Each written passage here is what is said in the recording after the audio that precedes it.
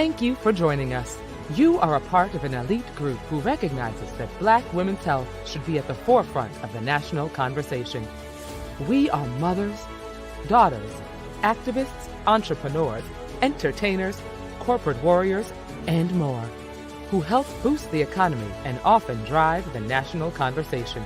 For 38 years, the Black Women's Health Imperative has strived to amplify our voices, help enact policy that protects us, research our issues, create programs that enhance our lives, and produce events like this one to ensure we keep the conversation going about the issues that matter to us most. So, let's get started with our program.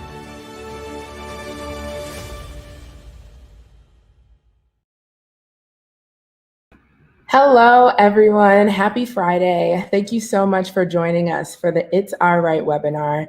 My name is Alana Morell. I am the Special Projects Manager for Black Women's Health Imperative, and I am so excited for today's discussion. Seriously, I am so deeply inspired by the women sharing this space with us. We have an amazing panel tonight. Before we hop in, I want to give you a little background on Black Women's Health Imperative and Just Democracy. Black Women's Health Imperative is a national nonprofit organization dedicated to advancing health equity and social justice for Black women and girls through policy, advocacy, education, research, and leadership development. We identify the most pressing health issues that affect the nation's 22 million Black women and girls and invest in the best of the best strategies and organizations that accomplish our goals. Just Democracy is a coalition of grassroots racial justice groups and social justice groups from across the country calling for structural change to our democracy starting at its foundation. Tomorrow is the 58th anniversary of the historic March on Washington. We have partnered with Just Democracy to elevate their march titled March On for Voting Rights. This march will be going on in Washington, D.C., Atlanta, Miami, Houston, Phoenix, and a few other cities. The purpose of our webinar and their march is to call for the elimination of the filibuster and to support the passage for the For the People Act, the John Lewis Voting Rights Advancement Act, and the Washington, D.C. Admission Act. Over the years, lawmakers across the country have introduced hundreds of voter suppression bills that primarily target Black and brown voters. The For the People Act will expand voting rights, change campaign finance laws to reduce the influence of money in politics, ban partisan gerrymandering, and create new ethics rules for federal office holders. The John Lewis Voting Rights Advancement Act will restore full protections of the original bipartisan Voting Rights Act of 1965. As you may know, the Shelby County decision allowed several states to pass voter suppression laws that disproportionately prevented minorities, the elderly, and the youth from voting. The John Lewis Voting Rights Advancement Act seeks to protect all Americans' right to vote. The Washington, D.C. Admission Act, also known as the D.C. Admission Act, is a bill that will grant Washington, D.C. admission into the Union as a state. Many people of color in DC still do not have full voting rights and representation in Congress. Today, we will shed light on the importance of equal voting rights, the elimination of voter suppression laws, and the impact these factors have on Black women's health. By the end of this webinar, everyone should have a better understanding of how voter suppression laws impact not only our democracy, but our health and quality of life. Our moderator for today is Reverend Dr. Stephany Rose Spaulding. She is the founder of the Truth and Conciliation Commission, pastor of Ebenezer Baptist Church in Colorado Springs, tenured associate professor and chair of Women's and Ethics Studies, and recently appointed interim vice chancellor for equity, diversity, and inclusion at the University of Colorado, Colorado Springs. She is a coalition member of Just Democracy and an interdisciplinary scholar and social justice activist who produces a generative scholarship that reaches far beyond the walls of academia and well into transformative ministry and community building. That was a mouthful. She used to wear so many hats, and we are here for it. So I will pass it to Reverend Dr. Stephany Rose Spaulding to guide us through this much needed and important conversation. Thank you. and good afternoon. So many wonderful women are working to bring you this information this evening, and I am beyond excited. Thank you, Black Women's Health Imperative, Just Democracy, March On, for everything that you all are doing to raise the voices of Black women and the concerns and the issues that impact our lives on a day-to-day basis. It is my honor, and when I say this, I seriously mean it is my honor to introduce to you all the panel for this evening. These women, I cannot do them justice in sharing parts of their bios. So I do hope that you will follow them on all of their social media platforms, find them on LinkedIn, and get involved in the work that they are doing. Because again, I cannot say enough about these women who are coming to you today to give you much of their expertise. We have with us Dazon Dixon Diallo, who is the founder and president of Sister Love, Inc., established in 1989, the first women's HIV, sexual, and reproductive justice organization in the Southeastern United States. Dazon is a recognized visionary and advocate in the struggle for human rights, sexual and reproductive justice, and the fight against HIV with and on behalf of communities of women and girls living with HIV and those at risk for HIV and STIs.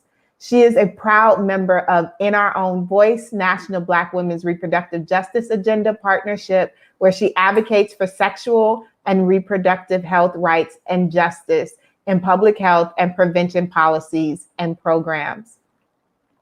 We also have Jannette Robinson Flint, the Executive Director of Black Women for Wellness. Jannette Robinson Flint holds the Executive Director position for this organization, a woman-centered community-based organization working on reproductive justice issues as they impact Black women and girls. Ms. Robinson Flint is also part of the Los Angeles Coalition for Reproductive Justice, California Coalition for Reproductive Freedom, and In Our Own Voice, National Black Women's Reproductive Justice Agenda, with the intention of lifting the experiences and voices of Black women in pursuit of health and well-being. Her work in the health field began as an advocate during her pregnancy, seeking a holistic practitioner to work with her concept of a gentle birth.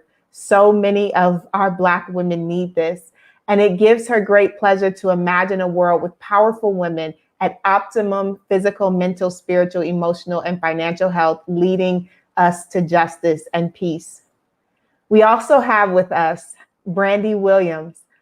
Brandi is an organizing director for the HipHop Caucus, serving as the resident expert on voting rights, criminal justice reform, and other civil and human rights issues by leading the Respect My Vote and Good Trouble Department platforms. She led HipHop Caucus's 2020 presidential campaign, helping the organization reach 7.1 million multicultural millennial and Gen Z voters through their virtual Respect My Vote voter registration and Get Out the Vote efforts. 67% of those reached through their digital efforts were between the ages of 18 and 44, and more than half of them were women. Most recently, Brandi has collaborated with public sociology and professor Dr. Felicia Arrega, I apologize for mispronouncing her name, to present Defunding the Police in Action, a workshop for Black public administrators across the country. The workshop, which was a part of the 2021 National Forum for Black Public Administrators annual conference forum, helped educate participants on using heart-centered leadership as a part of their work and how to develop a defunded police budget. Nakisha Glover is our next panelist, and she is a climate justice practitioner. Nakisha Glover is a climate justice practitioner, thought leader, tech advocate, and community engagement expert. She actively develops strategies across activism, film, music, and podcasts to engage and activate millennials, Gen Z, artists, entertainers, community leaders, entrepreneurs, politicians, and other climate experts. Nakisha has built a local to national track record, as a community organizer with years of experience in corporate community and service-based roles. These roles include Soul Nation founder, where she advocates for real solutions on behalf of the community she serves, Girls Who Code as a former regional partnership coordinator, where she closes gender and diversity gaps in technology, and as Think 100% organizer for the HipHop Caucus, where she highlights solutions to climate change and environmental injustices. Additionally, we have Dr. Kourtni Atkins-Luster, who is an adjunct professor at Southern University and Agricultural and Mechanical College at Baton Rouge. She is a native of Monroe, Louisiana, and a family nurse practitioner entrepreneur and the owner of Healthcare First Medical Clinic, LLC, located in Iberville Parish. She is an adjunct professor doing amazing work and training the next generation, a strong advocate for healthcare promotion. She educates her patients on the importance of healthcare prevention. She cares for patients from infancy to geriatrics. Her areas of interest are health equity, diabetes, heart disease, and preventative health. Her practice is driven by her focus to promote quality healthcare, practice evidence-based medicine, and produce excellent patient outcomes. When I say we have a phenomenal panel, we have a phenomenal panel. At this time, we are so blessed to be graced by Congresswoman Lauren Underwood, who has prepared remarks because this is so important to her. Congresswoman Lauren Underwood serves Illinois' 14th Congressional District and was sworn into the 116th U.S. Congress on January 3rd, 2019. Congresswoman Underwood is the first woman, the first person of color, and the first millennial to represent her community in Congress. She is also the youngest African-American woman to serve in the United States House of Representatives. Congresswoman Underwood serves on the House Committee on Veteran Affairs, the House Committee on Appropriations, and is co-founder and co-chair of the Black Maternal Health Caucus. We are so grateful that she has prepared remarks to share with us on this evening. Hi, everybody. I'm Lauren Underwood, and I have the honor of representing Illinois' 14th Congressional District. I'm honored to be joining this conversation in advance of March On for Voting Rights, and I'd like to begin by thanking the Black Women's Health Imperative, Just Democracy, the National Action Network, Martin Luther King III, and Arndrea Waters King for their leadership on this movement. And to everyone who's joining the march, thank you for standing up and making your voice heard. Wherever you are joining from, legislators in your state are likely working as we speak to suppress voting in ways that disproportionately impact people of color, from banning ballot drop boxes to restricting early voting days and hours. These attacks on voting rights strike at the foundation of our democracy, and the consequences are literally life and death. As a registered nurse serving in Congress, I see how the choices we make at the ballot box impact whether people have access to health care, whether they can afford insulin to manage their diabetes, whether they can live in safe communities. And as a co-founder and co-chair of the Black Maternal Health Caucus, I see the consequences of voting restrictions in the maternal mortality crisis facing our nation. The United States has the highest maternal mortality rate among high-income countries, the only rate that's rising, and significant racial and ethnic disparities in outcomes. In fact, the pregnancy-related mortality rate for African Americans is 3 to 4 times higher than the rate for white Americans. And for every death, 70 people experience near misses or coming close to losing their lives due to pregnancy complications. Other birthing people of color also experience disproportionately high rates of maternal mortality and morbidity. To save moms' lives and eliminate the inequities that have devastated communities of color across the United States, we must act swiftly and comprehensively. That's why I introduced the Black Maternal Health Momnibus Act earlier this year, a sweeping legislative package of 12 bills to address every clinical and non-clinical driver of adverse maternal health outcomes. The Momnibus includes key investments to ensure that every pregnant person has access to high-quality, culturally appropriate maternity care, through funding to grow and diversify the perinatal workforce, trainings on implicit bias and racism for healthcare professionals, and improved data collection processes to inform clinical best practices. The Momnibus also includes policies to address social determinants of health, from housing to nutrition to environmental conditions like extreme heat and air pollution. These are critical policies that will save lives and reduce inequities. But survival alone should not be the measure of success for childbirth. We must demand more. Maternal health justice means an elimination of not only the glaring racial and ethnic disparities in rates of adverse perinatal outcomes, but of the systemic racism itself that underlies those disturbing trends. But without leaders in Congress who recognize the urgency of this issue and the need for community-based, equity-focused solutions, the Momnibus will never pass, and people will continue to die during and after pregnancy from preventable causes. It's unconscionable, and it won't change without your voice, your leadership, and your refusal to accept a broken status quo. The mission to save moms' lives starts at the ballot box. It starts with you. And that's why I'm fighting not only to pass the Momnibus, but also for comprehensive federal legislation to protect voting rights and secure the free and fair elections that form the backbone of our democracy. I proudly voted for H.R. 1, the For the People Act, which passed the House in March, and for H.R. 4, the John R. Lewis Voting Rights Advancement Act, which passed just this week. It's absolutely imperative that the Senate take immediate action to get both of these bills to the president's desk. I can promise you that I will not give up on your right to vote because I know that voting rights are a life or death issue for moms and so many others. I hope you won't give up either because I need you in this fight with me. So thank you for all you're doing, and thank you again for the opportunity to join you today. Take good care of yourselves. Thank you so much, Congresswoman Underwood. We are, again, grateful for your work in this fight. At this time, we want to bring on our first panelist. We have with us Dazon Diallo. Sister Love.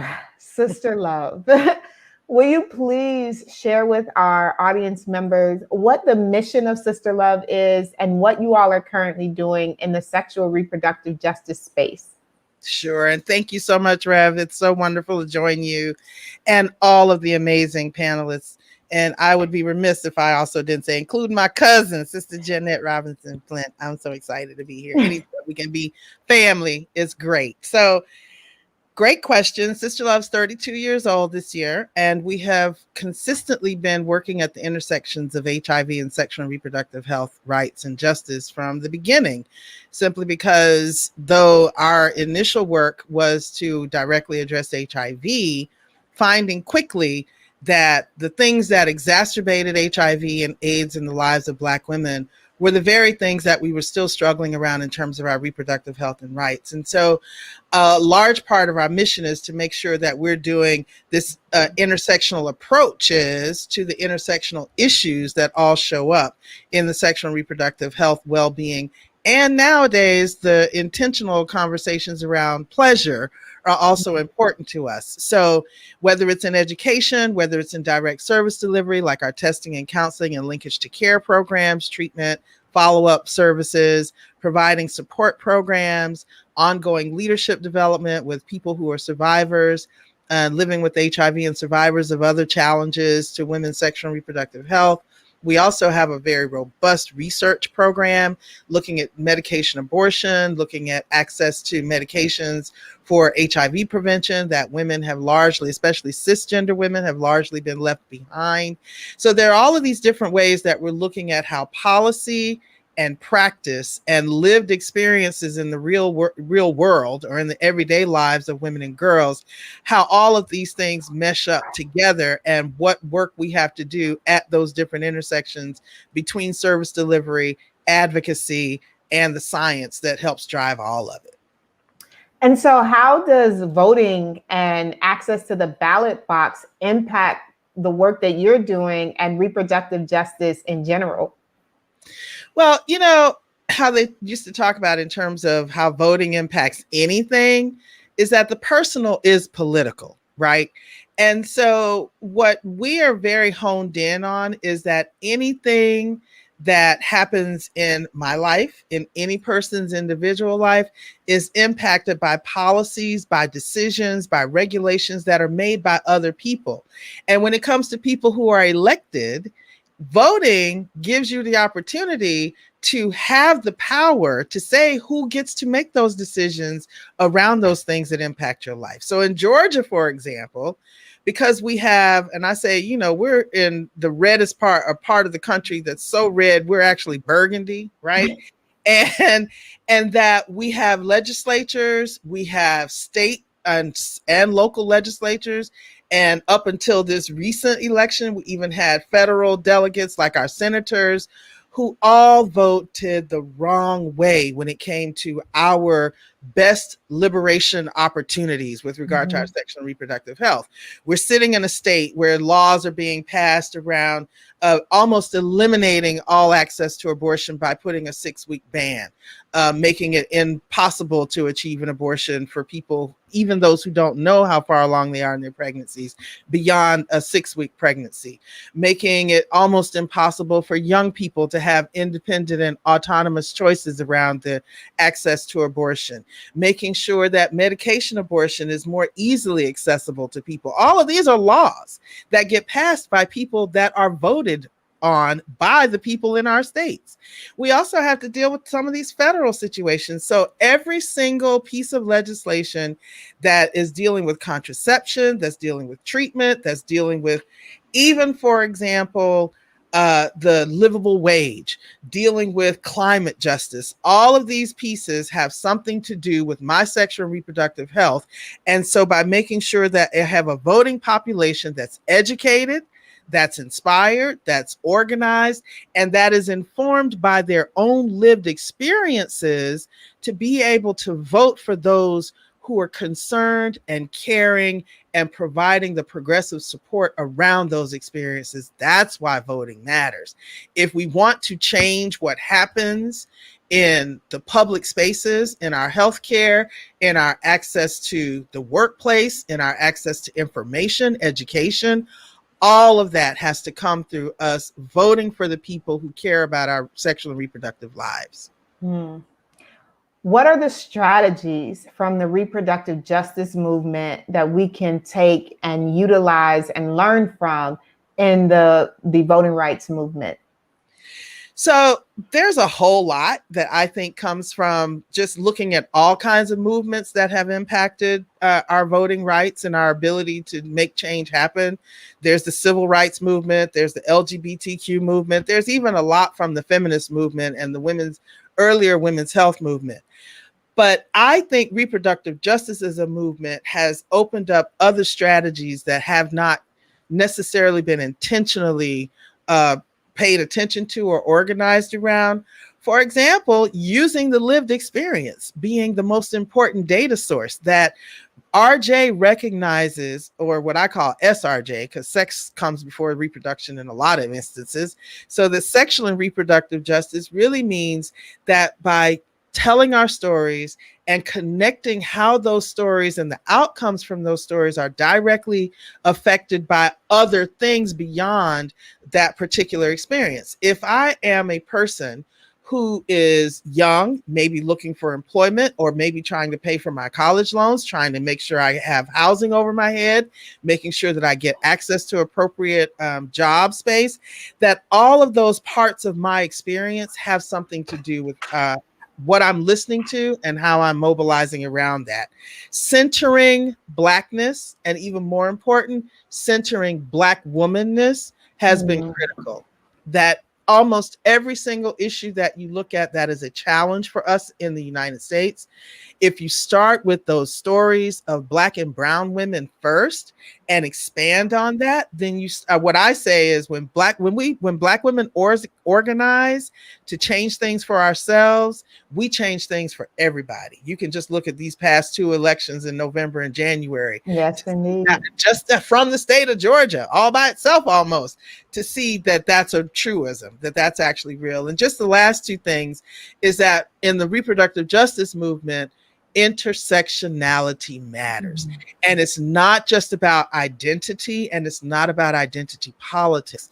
It's about how structures and how systems are organized and set up to either include or exclude, to address or leave behind people based on the different experiences that they have and how those experiences are judged, centered or marginalized. If you bring us to the center and you bring all of our intersections there, you change the movement work that you're doing. And the last thing is, and you don't have to reinvent the wheel, in the reproductive justice movement work that we do, we live by what I call my Bryan Stevenson principles, which is the tenets of Bryan Stevenson, who is the founder and executive director of the Equal Justice Initiative in Montgomery, Alabama.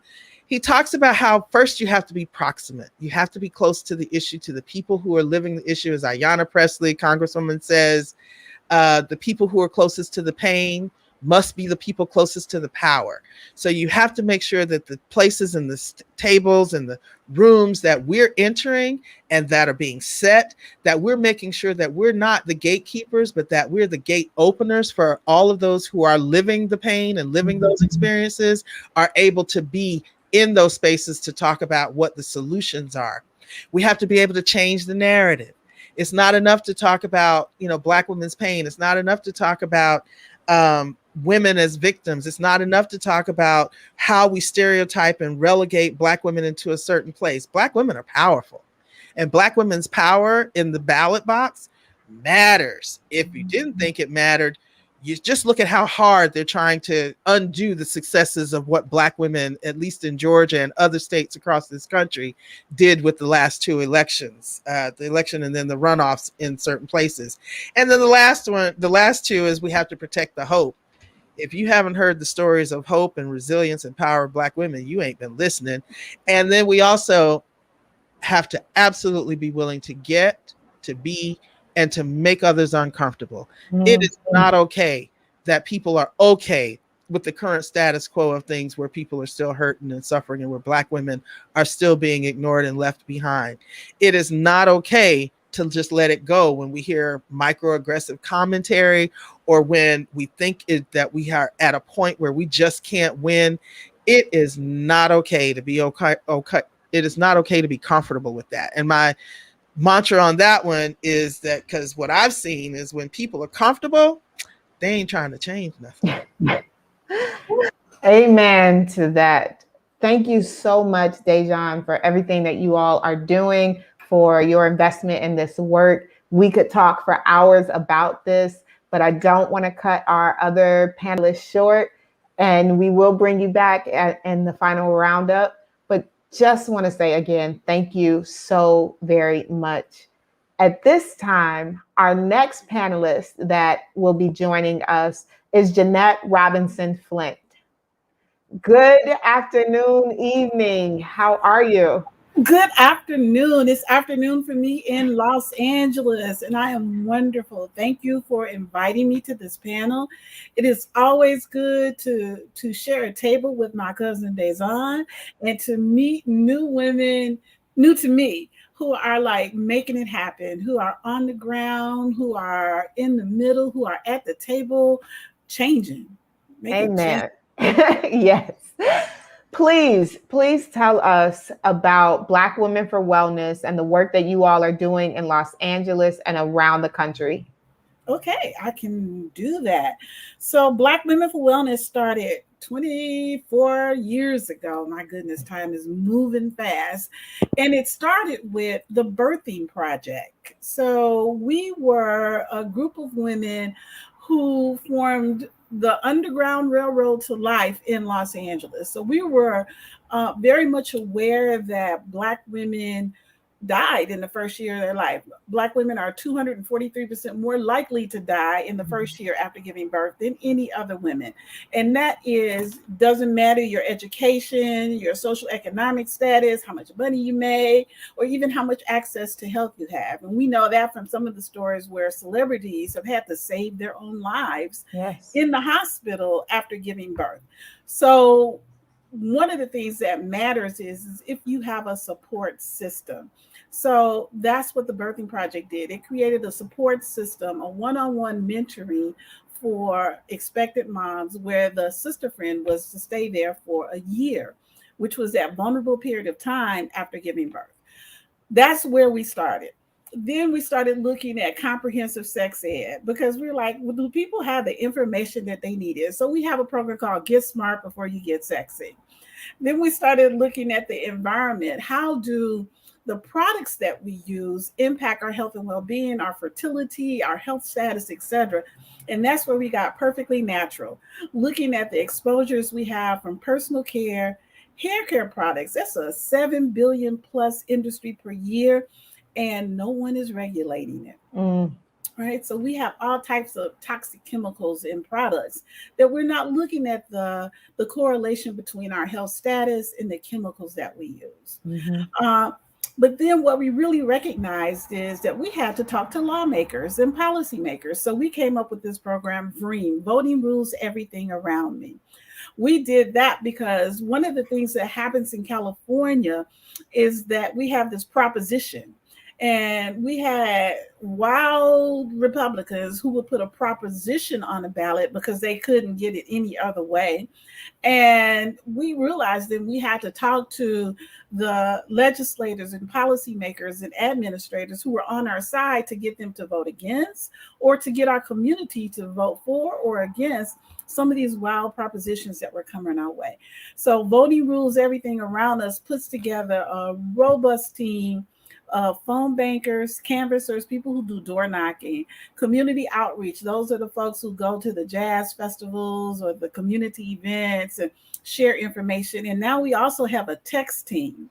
And that text team is texting people about, the voting. So they do voter education, and then they also do get out the vote. And it is such an amazing thing when you walk into a policymaker's office and say, we talked to 10,000 of your people and they feel like this. And they go, whoa, what do you talk to who? Yes, we talked to 10,000 of your people because we're walking the streets. We have pumps on the ground. So that's a snapshot of the programs that Black Women for Wellness is doing. And it is all because of that, what Dazon talked about in terms of the intersectionality of our lives, the lived experience of Black women and girls, and how do we lift it up? And how do we have influence over the people who have influence over our lives, right? To the point where we can do our lived experience. So leaning further into this intersectionality and this cross-section of different institutions in our lives, what are your thoughts on how voter suppression that's manifesting these days and the impact or effect that these laws are having on Black women's health, particularly Black women's maternal health? Okay, so one of the things we have this little saying right now in California: if they can't suppress your vote, then they'll steal it. Right. So 3 ways that's going on right now. So 2020 was a census year, right? And so they conspired and did a lot. And when I say they, that's very nebulous. But when we didn't get a really full count of the number of folks who are living in the US. But what we did get is that a lot of blue states, California being one, lost a seat. Right? Because we didn't have as many people living in California. So therefore, we don't get as much representation.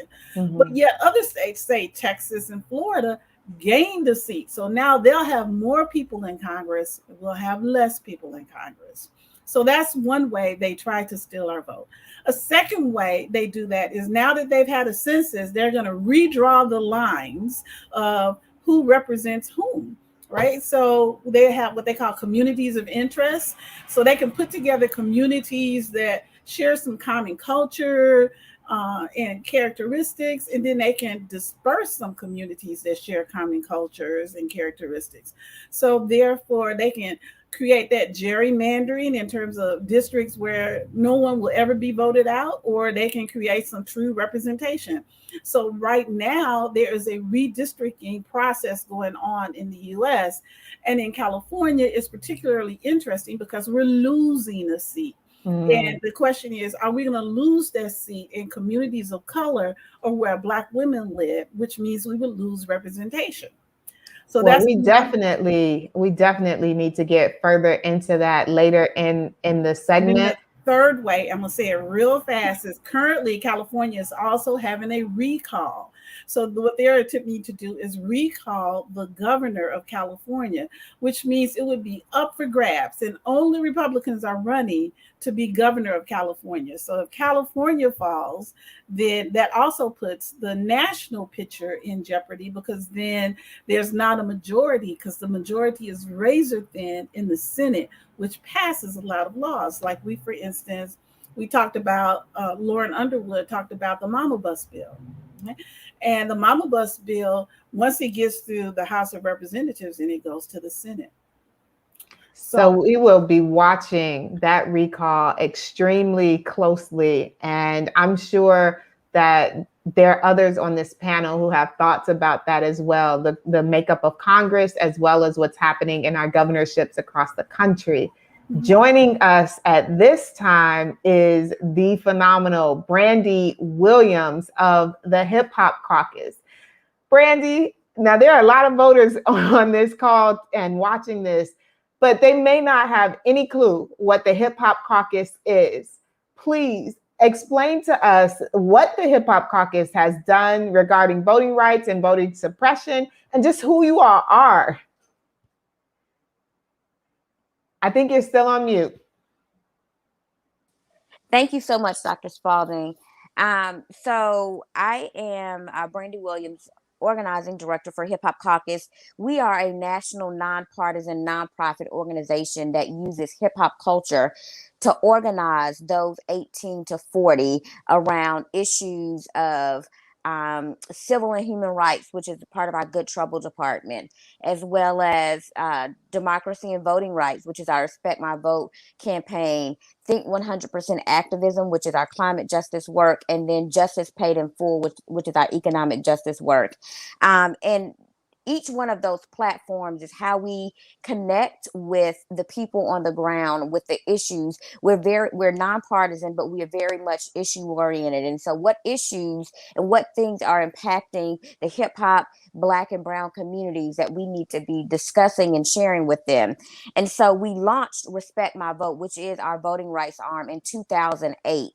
And as you mentioned earlier, we were at the forefront of the movement in 2020 to help get hip hop out to vote. We reached more than 7 million people with our digital campaign. We generally also do an on the ground campaign, but because of COVID, we were just digital.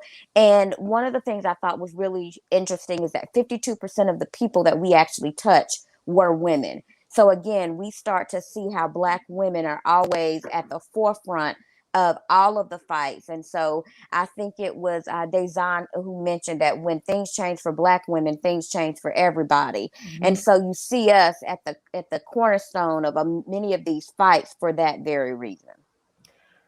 And we want to say thank you for all of that, because again, so many people discount and discredit hip hop culture as culture and a voting bloc.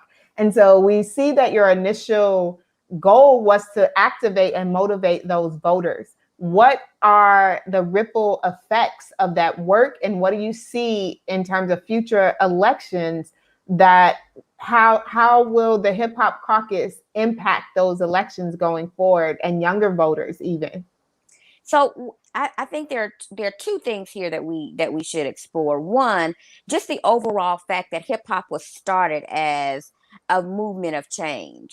And so, you know, from the 70s, this culture has been pushing for change in many different ways. So it shows up in fashion and music, and the way that we have shaped and continue to shape the culture of this country. And I think you can see it. You see it very clearly when we talk about how we've shaped politics. When we think about the two Obama presidential elections, as well as this last 2020 election, when we forced that runoff, hip hop showed up for this country, and hip hop was the one carrying the country on our backs with our votes.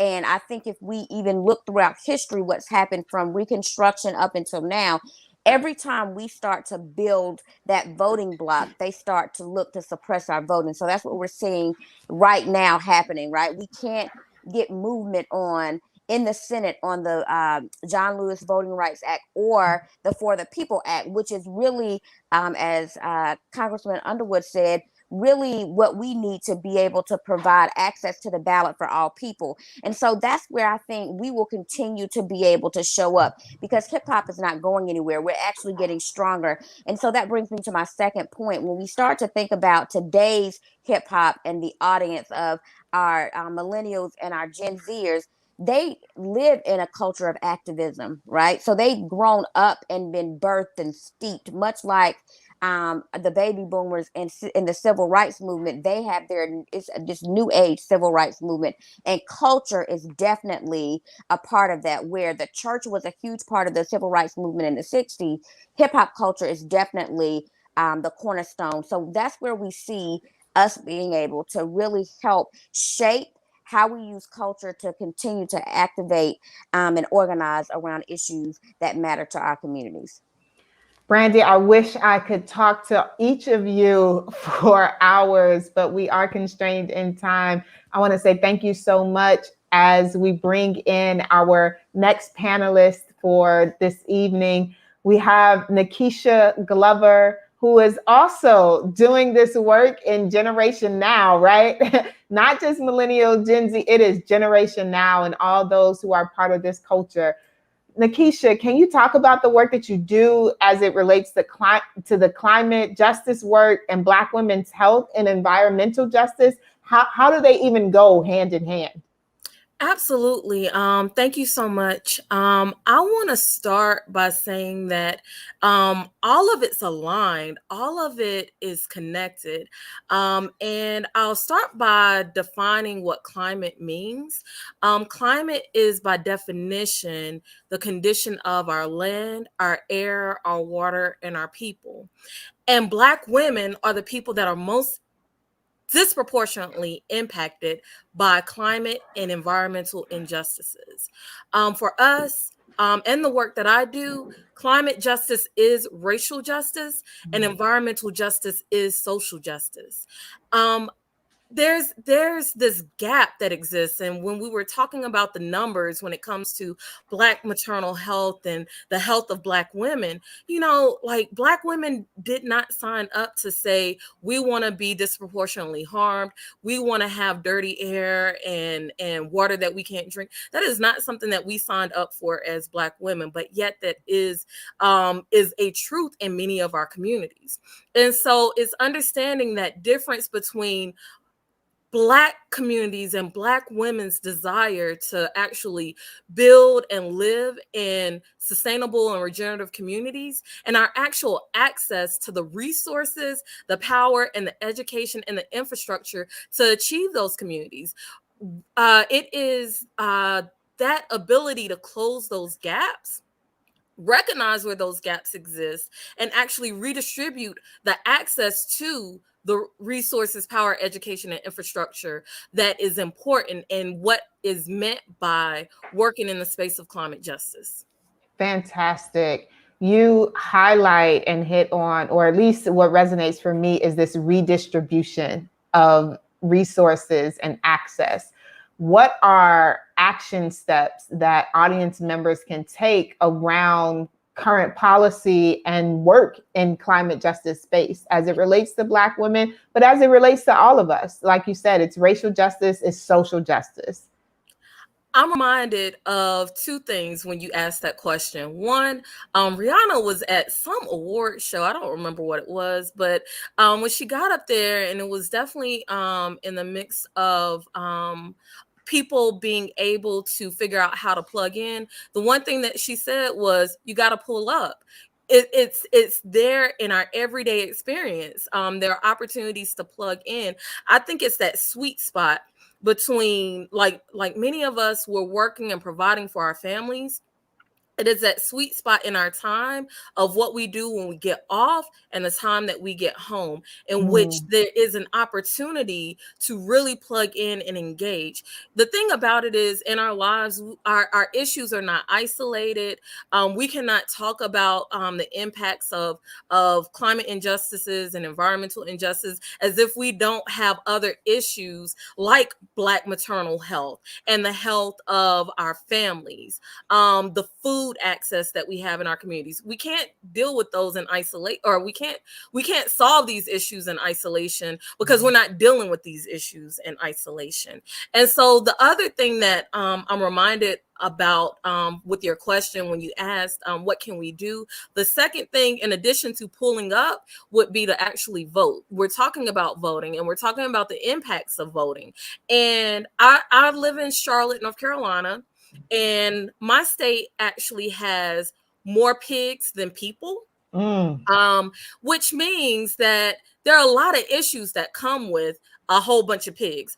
And the other thing about us having more pigs than people in North Carolina is that we can't eat all them pigs here. We can't eat them in North Carolina. We can't eat all them pigs in America. We're actually shipping them as a country. We're shipping them overseas. China is the actual major number one purchaser of the pigs that are raised in North Carolina. But with that being said, the issues that are happening, it's affecting the air quality and the living conditions of people right here in North Carolina. And it is the decision makers who have made it acceptable for pigs to actually, for the industry, I should say, for the industry to generate so much harmful waste. And it is up to us to make sure that we are voting in people with our best interests, who care that we have a right to breathe clean air and drink healthy water and live on our land, free from disruption and things like fracking, right? So it's really important that we connect the dots between who is elected and who is making the decisions that also impact what our lived experience and our lived conditions are. Awesome. It sounds like there's a third one as well, that we have to run for office. So Nakisha Glover for some office, we don't know yet, but let me know, because I will be on that texting call team. But can I say one thing? I'm so glad you mentioned that. Yes, we need to run for office. You can do it. And it was amazing to see the number of people, Black women, that found it in their spirit to actually run for office. But there's another aspect too. It's the boards and commissions that are also making the decisions that are happening in your town. That if you're not ready to necessarily put your hat in the ring, it's the boards and commissions for your town, wherever you live, that's also working hand in hand with the elected officials to make the policy decisions that are affecting your lived condition. Fantastic. Well, thank you again, Nakisha. We want you to hold on so that we can bring everybody back at the end for audience questions. But before we get there, we have the Dr. Kourtni Atkins-Luster joining us. And I see that she's a soror, so I'm just gonna put that shout out. As a nurse practitioner, can you please discuss some of the barriers that you have seen patients of color face due to the lack or the quality of healthcare accessible to them? I can most definitely do that. Sarah, thank you for that warm introduction. I am a Louisiana native, and I operate a practice in a rural area about 20 minutes west of Baton Rouge, which is Louisiana's capital.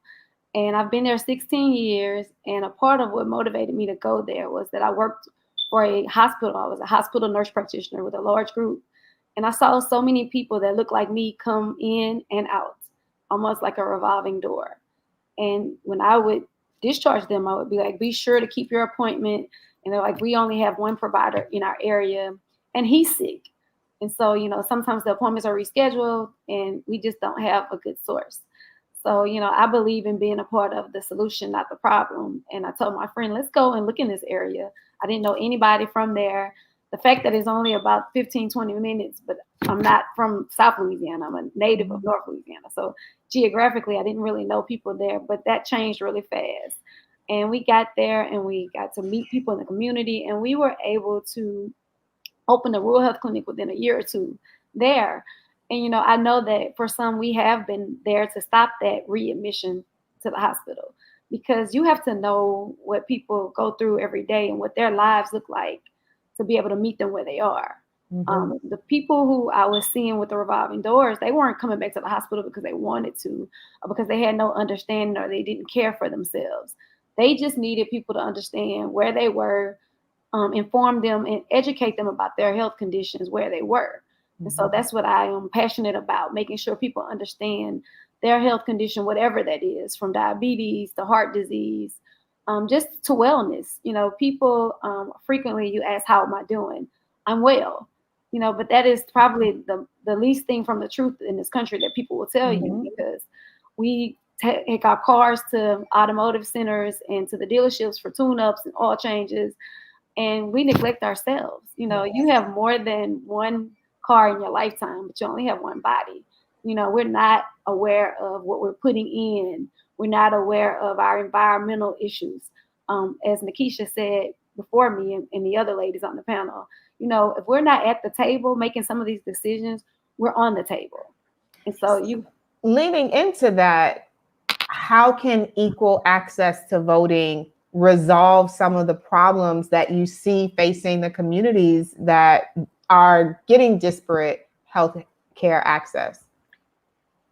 In our communities, we have to make sure that we are aware of the lawmakers process. Like, so many people don't understand the simple thing about how a bill becomes a law. You know, they don't understand from start to finish, and that's the part that we have to. If we want to make change that's going to affect us and our communities and improve the equity and health for everyone, we have to go out and be on those boards, be on those commissions, talk to your legislator, write letters. I am a part of the Association for Louisiana Nurse Practitioners, and we've been reaching out grassroots to our lawmakers and speaking with them about our constituents and their constituents, that they may not have a voice, or they may never meet because maybe they're not the ones that's there at the events where, you know, fundraising is happening, but they are the people who are at the polls, and making sure that, you know, when you vote for something, you're sure of how that impacts you, and not just voting for yourself, voting for the greater good of everyone and how it's going to help make everything an even playing field. Once we can get there and we can get more people who are of color in those positions, then our values and the things that affect us can be discussed, and we can help make some of those laws change that are so that are contributing to our health disparities. You know, be educated, be informed. If you're not a part of the solution, you're a part of the problem. Awesome. No effort is too small. Write letters, volunteering, door knocking, calling.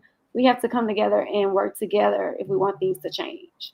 You're absolutely right, and have already addressed one of our audience questions about what can they do to support some of these initiatives in terms of writing representatives or organizing town halls. But you've already given some strategies to follow up with learn how policy becomes policy, learn how a bill becomes a bill, and to lean into that work. I want to, at this moment, invite all of our panelists back, because we do have questions from audience members that, again, I want to say thank you to the audience for being with us and staying with us, and who will watch the replay and also share this out with others. And another question that we have from an audience member is, how can women of color be more vocal or become an active part of changing the narrative? I'm sure that each one of you have something to say on this. So please, in just like 45 seconds each, how can Black women or women of color become more vocal and active in changing the narrative? I think there were several things that were just said. You know, Dr. Kourtni just mentioned writing your elected officials. Nakisha mentioned serving on boards and commissions. It looks like, you know, being the person to run for a local office. I think those are all really good ways, but something just as simple as staying abreast of the issues and being that person in your circle group that people can come to and ask questions. And I think when you actually go, I've talked with a lot of legislators on the state, national, and local level, and when they talk about hearing from constituents, they want to hear specifically from the people that they represent, and they want you to give them personal stories. Like, they want to hear that you're not reading from a script that someone else gave you, but that you really understand the issue. So I think that's extremely important, for you to know the issues, understand the issues, and be able to either serve as that person that helps everyone else or be the person that represents everybody else. Thank you. So I can add a little bit also to that, because what they said was extremely important. And I'm going to say yes, and join.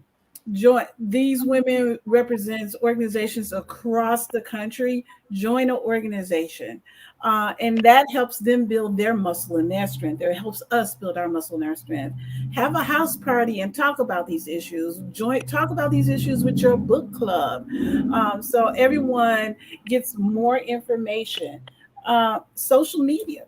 When you're not talking about it, post on social media. Sometimes we're just posting pictures of our children or our grandchildren, but we can post a little bit of information about the political situation that's going on in our lives, or our lived experience, because that's what people want to hear. And then you can also give money.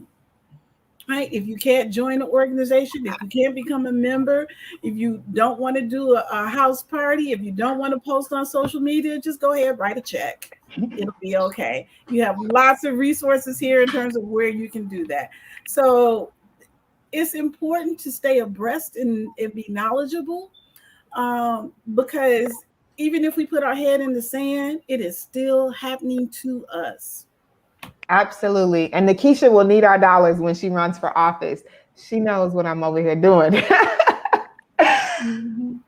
What are some of the signs of voter suppression? This is a question from an audience member. If one feels that their vote is being suppressed, what steps can they take? But what are the signs? I'm going to take that first, because we're fighting it tooth and nail here in the state of Georgia, and then some. The first sign, I think, is people's apathy.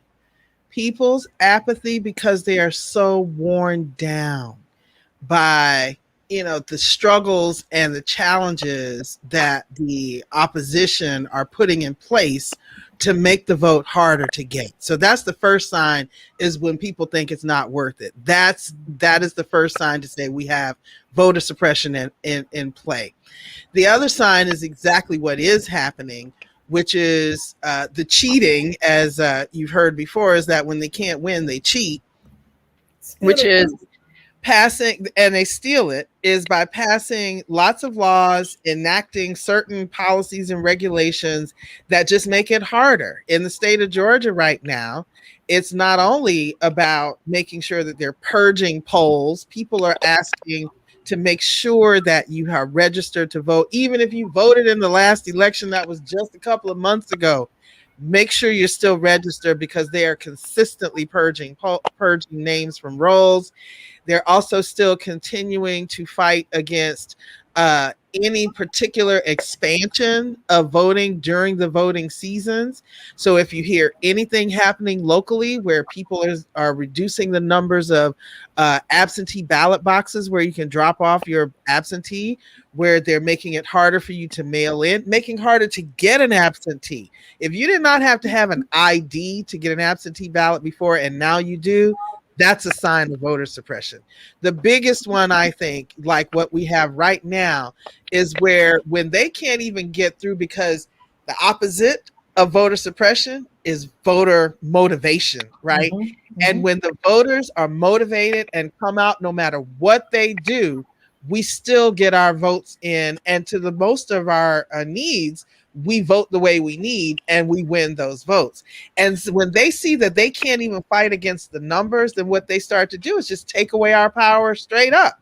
What's happening in Fulton County right now is the state has decided, we don't like who your election boards are. We don't like who supervises your elections, And if we don't like the way the election comes out, we will nullify them and make the decision ourselves. That's how you know voter suppression is real.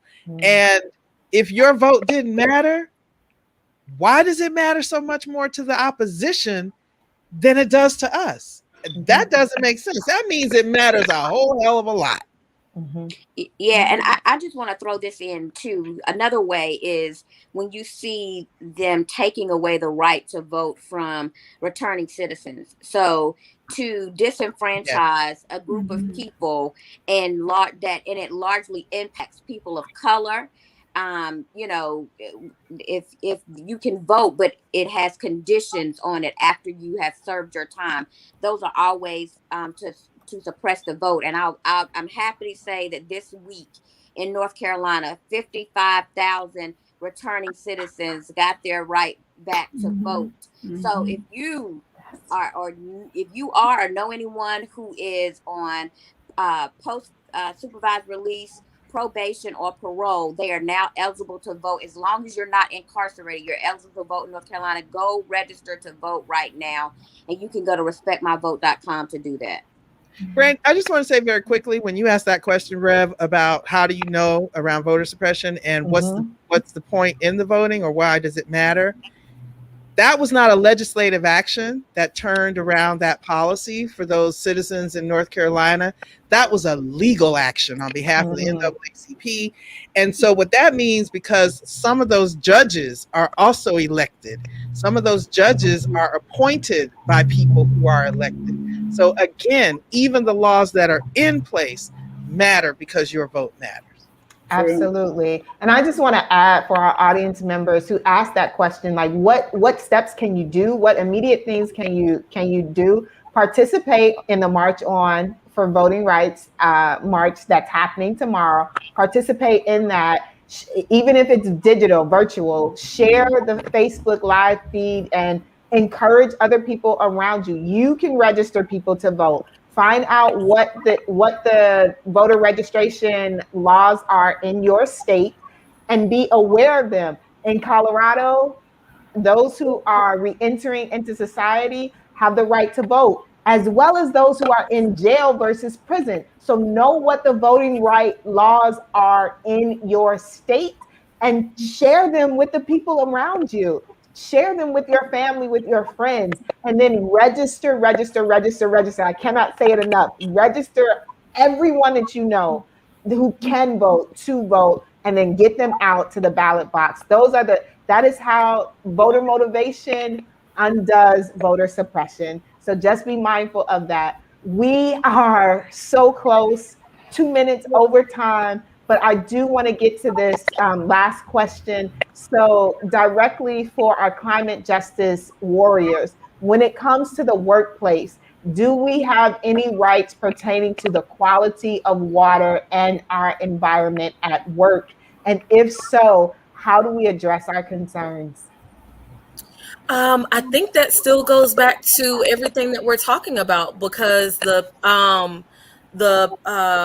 place where industry is held accountable is through legal action, is through policy, is through the institutions that hold industries accountable to the quality of life, or the quality of their working conditions. OSHA is a big one, right? But it also matters that if you feel as though your quality of water in your workplace is being impacted negatively, or your working conditions are not just, that you have a voice, you have a right to be heard, and that can go through your elected officials channel, that can go directly to OSHA, that can go also towards just building up groundswell in your community within your office to acknowledge what the harms are. So that one is a tough one, because you are in the workplace being impacted with those issues, but also there are communities that are being impacted by similar issues of access to drinking water as well. So just to add a little point to that is that the people that we vote for appoint the folks at OSHA, appoint the folks at FDA, appoint the folks at EPA. So it matters because then those organizations are the ones who create the rules and regulations that the workplaces have to live by or live up to. And we see this a lot in the beauty industry also, right? So that's why that voting is important, because even the people who we vote for get to appoint people who regulate our systems of water. If we look at what happened in Michigan, it was the governor who made a decision about lead in the water. If we look, and so that's what I'm saying, is they're voting. We just can't get away. It impacts our health. It absolutely does. And it impacts who is in charge. The judges are critical. And a lot of times we see, names of judges and we don't know what their record is. We don't know what their politics are because they don't campaign, which is a reason to be informed. I cannot thank you, women, enough for everything that you have shared with us on this afternoon, evening, and everything that you do each and every day to make sure that Black women and Black girls' voices and issues and concerns are uplifted, that they are at the center of the conversation. Again, for those who have watched, who will share the replay, this is truly a gem of a conversation. Please get in touch with every last one of these women, the organizations that they represent. Be in connection with Black Women's Health Imperative, Just Democracy, and show up tomorrow for the March On for voting rights and DC statehood. You can stream it online if you cannot make it there physically. But this is such an important aspect of our lives that we cannot let it be just a side conversation every 4 years. It is every day, all the time, that we must be advocating for access to the ballot and for those who are representing us. I want to say thank you again on behalf of all of the organizations that brought you this conversation. And I hope that you have a blessed evening and weekend. Good night. Thank you. Good night. Thank Good you. night. Good night.